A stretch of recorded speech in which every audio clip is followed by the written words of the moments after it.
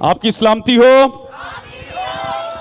मेरा ईमान, मेरा यकीन, मेरा भरोसा है प्रस्तिश के वसीला से बरकत पाई है। कितने लोगों ने बरकत पाई है? तालियां थोड़ियां दसनगियां। आमीन।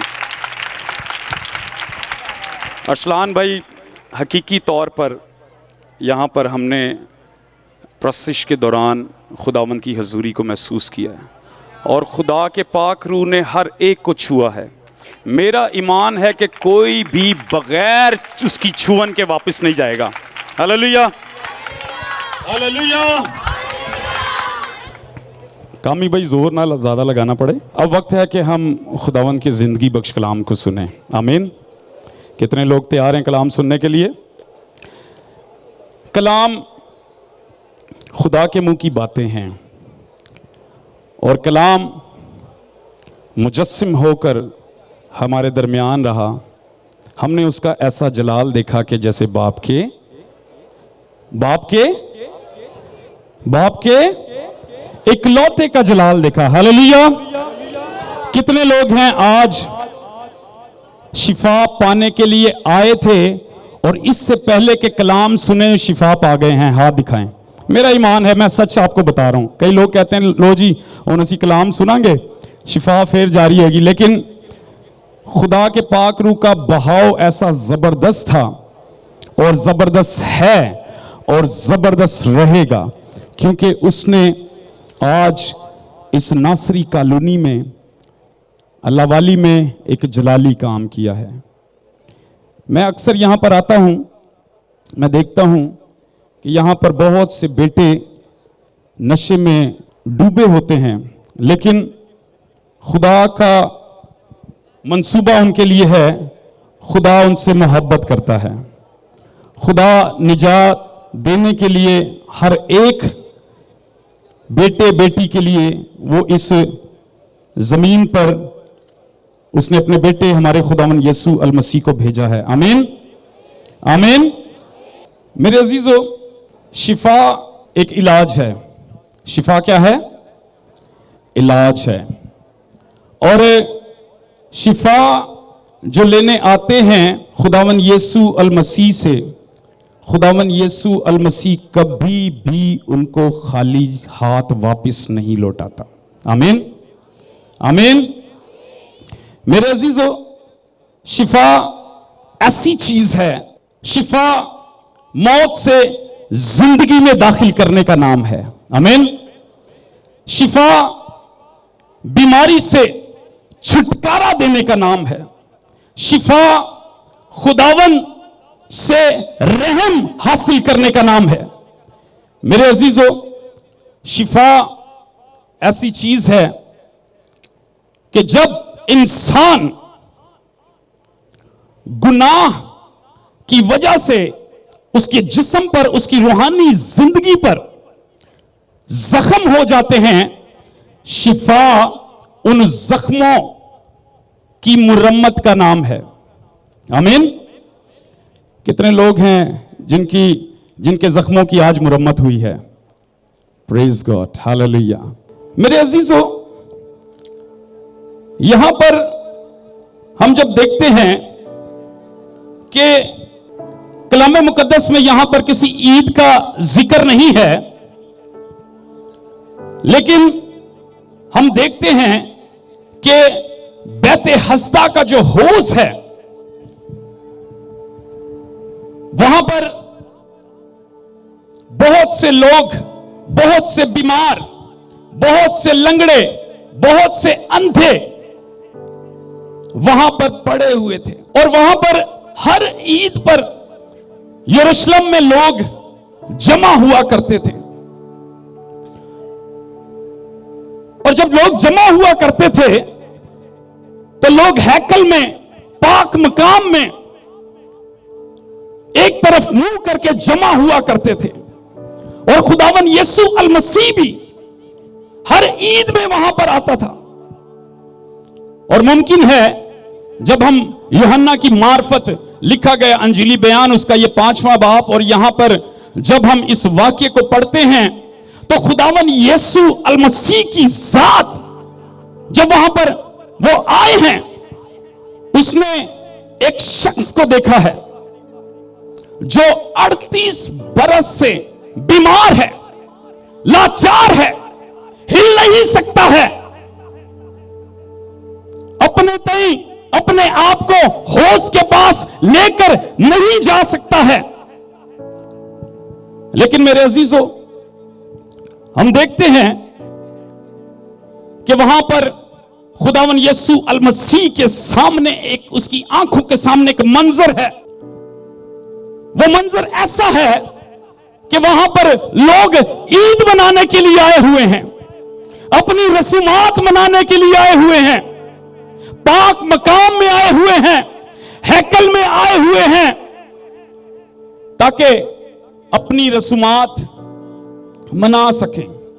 लेकिन खुदावन यीशु अल मसीह की जात ऐसी जात है, जिसे वो छूता है वो शिफा पाता है, जो उसको छूता है वो शिफा पाता है। हालेलुया। खुदावन यीशु अल मसीह की जात ऐसी है, जो उसके पास आता है वो शिफा पाता है, वो जिसके पास चला जाता है वो शिफा पाता है। हालेलुया। वो हजारों हजार को सैर करता है। मेरे अजीजों, यहां पर हम वाकया पढ़ते हैं कि लोग इस जगह पर ईद मनाने के लिए आए थे। वो वहां पर अपनी रसूमात मनाने के लिए आए थे। वो वहां पर कुर्बानियां अदा करने के लिए आए थे। मेरे अजीजों, हम देखते हैं कि लोगों के अंदर एक तड़प है, वो कुछ हासिल करने के लिए आए हैं। मुमकिन है आप भी यहां पर कुछ हासिल करने के लिए आए हैं। जब पंडाल सजता है, कुर्सियां लगती हैं, कारपेट बिछता है, कनाते लगती हैं, लाइटिंग्स लगती हैं, जनरेटर लगता है, साउंड सिस्टम लगता है, स्क्रीन लगती है, वर्शिप होती है, तो लोगों के अंदर एक्सपेक्टेशंस होती हैं, उनके अंदर उम्मीद होती है कि हम वहां पर जा रहे हैं, खुदा के हुजूर जा रहे हैं। कई लोग उम्मीदों के साथ आते हैं, कई लोग जज्बात के साथ आते हैं, कई लोग बरकतें हासिल करने के लिए आते हैं।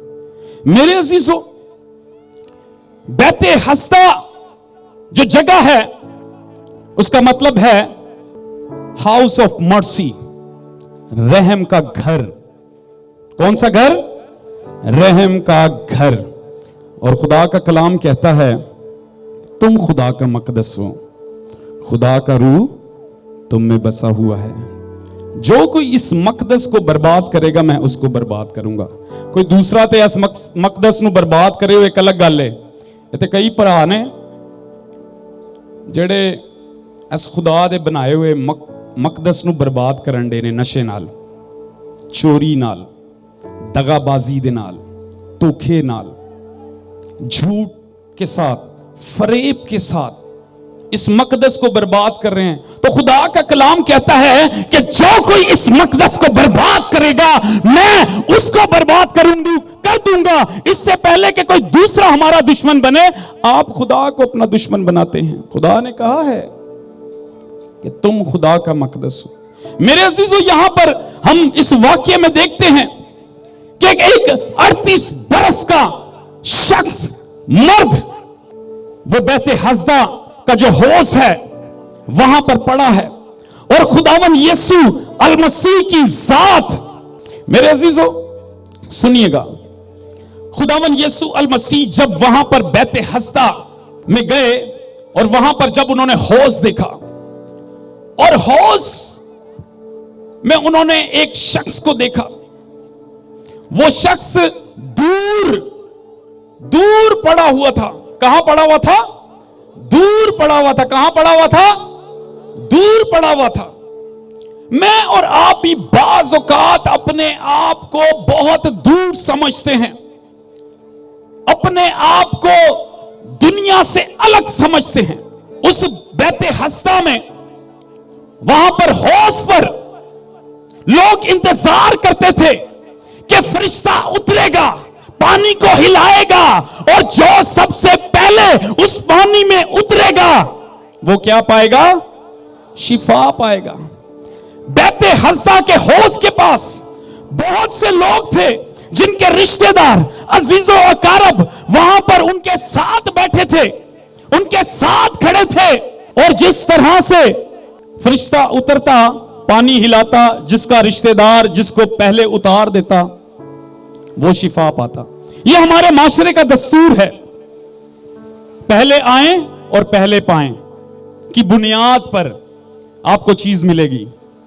तो वहां पर बिल्कुल इसी तरह का सिलसिला कार था कि उस हौज में जब फरिश्ता पानी को हिलाता था तो जो लोग उतर जाते या जो कोई उतर जाता तो वो शिफा पाता। यहां पर फरिश्ता पानी को हिलाने के लिए नहीं है, यहां पर कोई और पानी हिलने के लिए नहीं है, यहां पर किसी को अपनी बारी का इंतजार नहीं है, बल्कि खुदा का रूह हर एक को चुनने के लिए यहां पर मौजूद है। जो कोई उसके पाक रूह के बहाव में उतरेगा वो अपनी शिफा लेकर जाएगा। हालेलुया। मेरे अजीजों, वो 38 बरस का जो मर्द अपना लड़कपन गुजार चुका है, अपनी जवानी गुजार चुका है और अपनी जवानी से अब वो 38 साल की उम्र में अब वो बुढ़ापे की तरफ उसके कदम जो हैं वो चल पड़े हैं। आपको पता है कई लोग जो ऑलमोस्ट 40 प्लस होते हैं या 35 के बाद जंप करते हैं, तो 35 साल के बाद क्या होता है, ज्यादातर जिड़े समझ लो कि फास्ट फूड खांदे ने, हड्डियां जोड़ दर्द करने शुरू हो जाते हैं। हैं जी, ऐसी बात है या नहीं है? हैं जी, धौन दर्द, मोढे दर्द, गोडे दर्द, हाँ कन दर्द, नक दर्द, सिर दर्द, सारा पूरा बदन दर्द। भाई आपका कोई बदन का कोई हिस्सा है जो दर्द नहीं करता? किसी से पूछेंगे तो वो जवाब यही देगा, मेरा जोड़ जोड़ हिलिया होया। तो जिदा जोड़ जोड़ हिलिया ਉਹਦੇ जोड़ जोड़ ਨੂੰ जोड़न वास्ते खुदावन यसु मसीह ने दरवाजा खोलिया। हालेलुया। निजात दा दरवाजा खोलिया। हालेलुया। Praise God. हालेलुया। खुदावन यसु अल मसीह जब बैते हस्ता में आए, उन्होंने देखा कि हौज के पास बहुत से लोग पड़े हैं।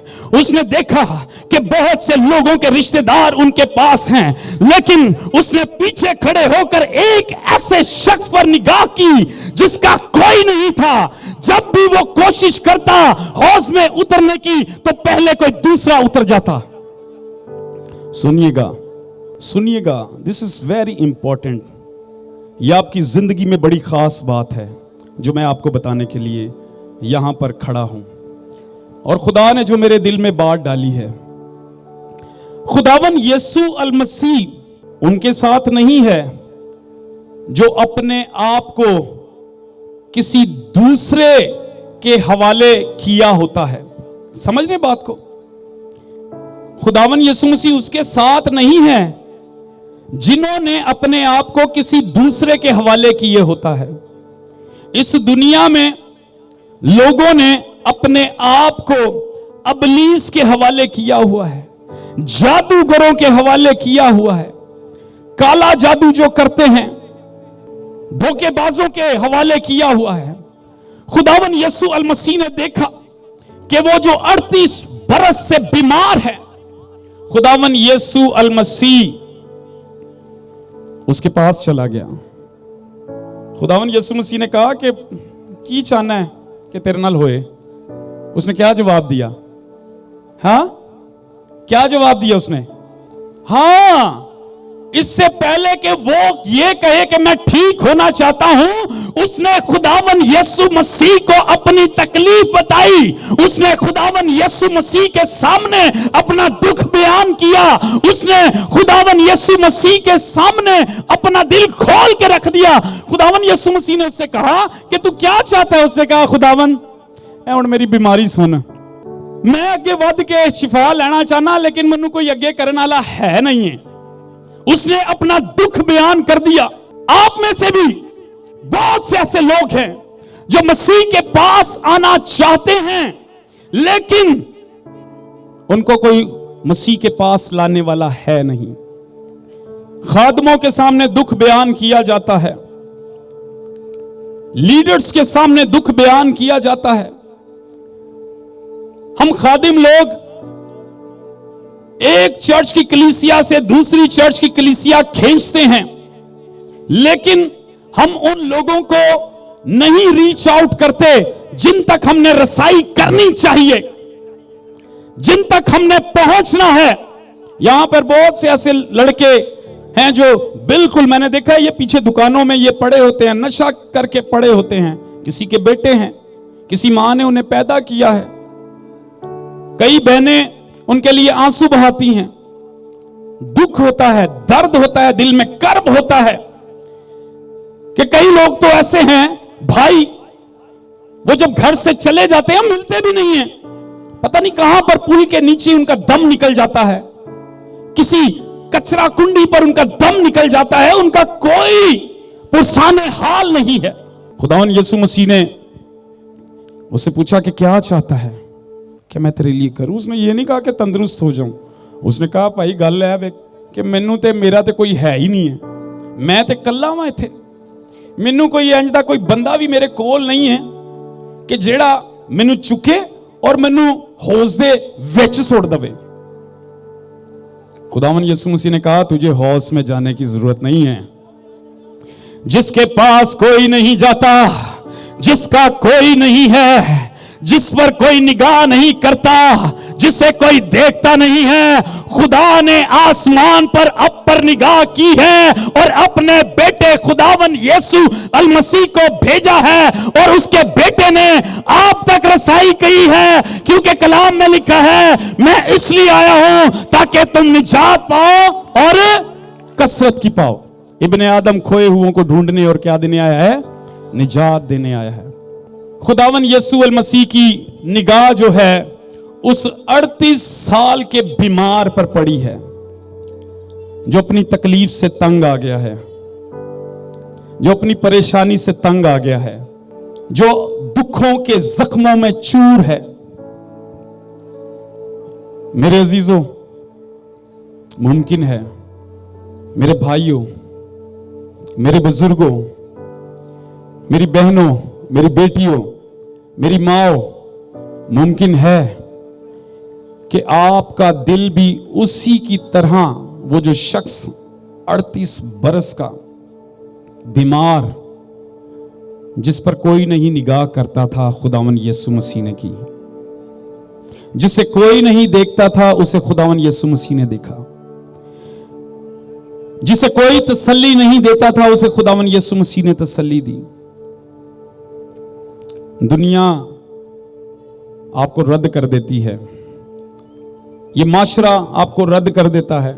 इसलिए रद्द करता है क्योंकि आपकी हैसियत नहीं होती, आप खूबसूरत नहीं होते, आपका अपना घर नहीं होता, आपके पास जॉब नहीं होती, आपके पास रुपया पैसा नहीं होता, आपके पास छत नहीं होती, आपके पास खाने को नहीं होता। ये माशरा आपको रद्द कर देगा।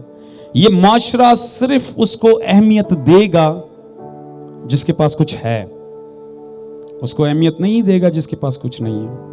लेकिन जिसके पास कुछ नहीं, उसके पास खुदावन यीशु मसीह की जात है। हालेलुया। ये 38 बरस का जो बीमार है, इसके पास खुदावन यीशु मसीह सबको छोड़कर इसके पास एंड में जाकर इसके पास खड़ा हो गया, क्योंकि खुदावन यीशु अल मसीह दिलों और गुर्दों के भेदों को जानता है। खुदावन यीशु मसीह के पास आई, उसने क्या कहा? मेरी बेटी क्या है?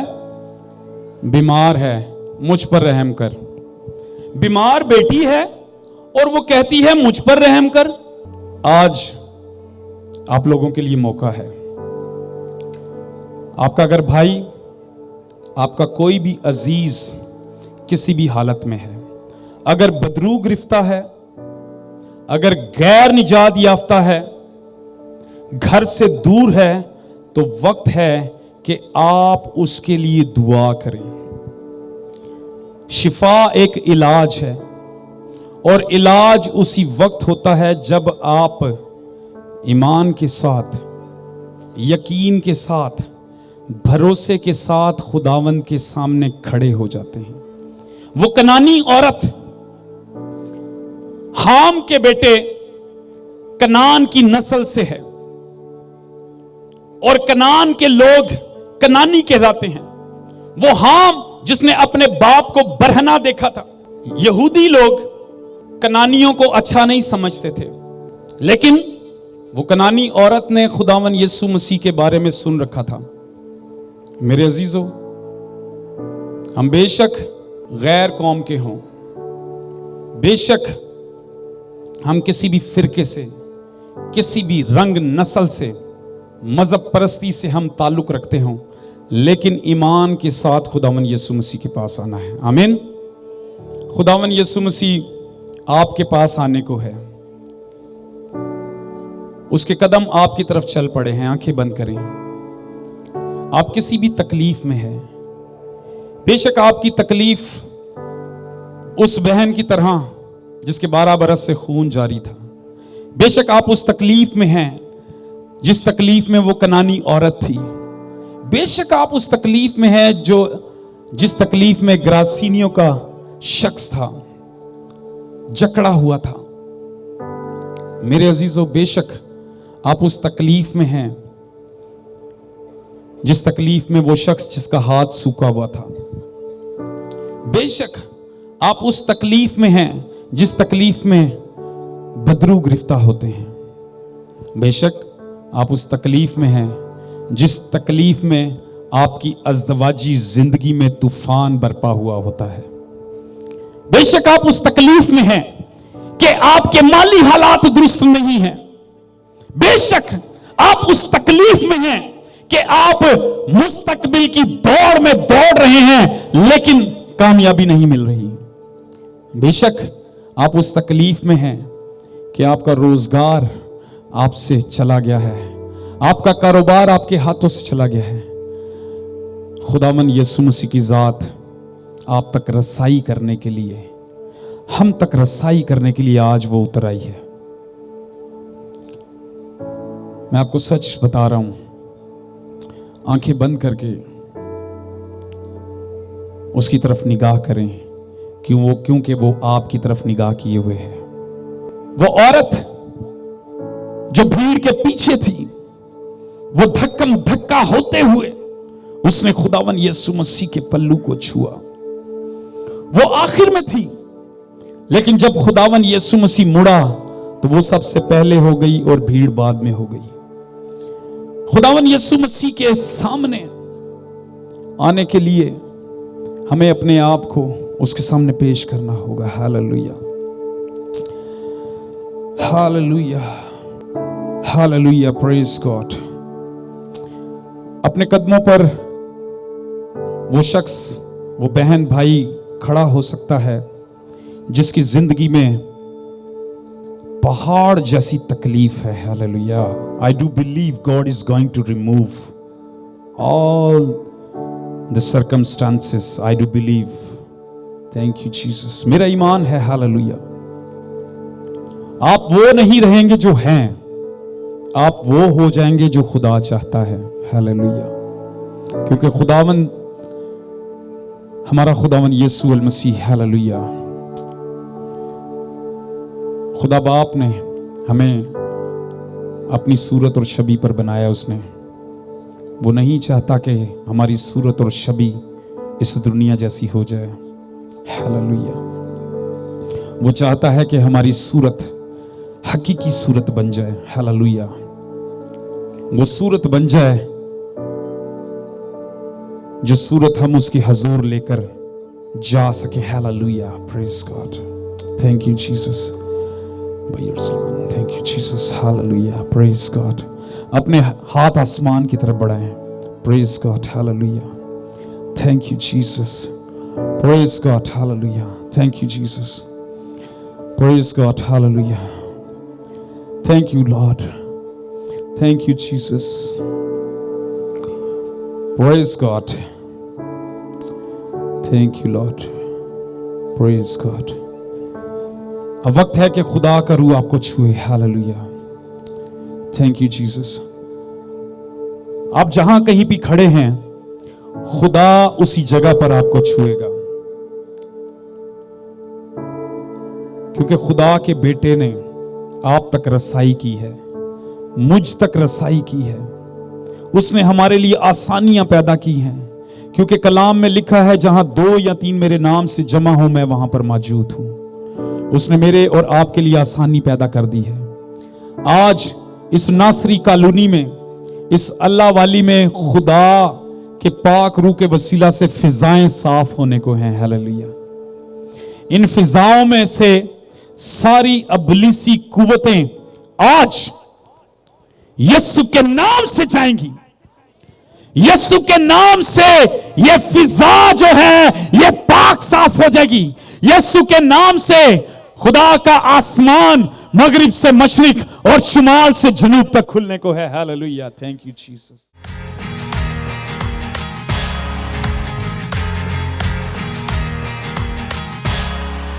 You are watching Fivefold TV.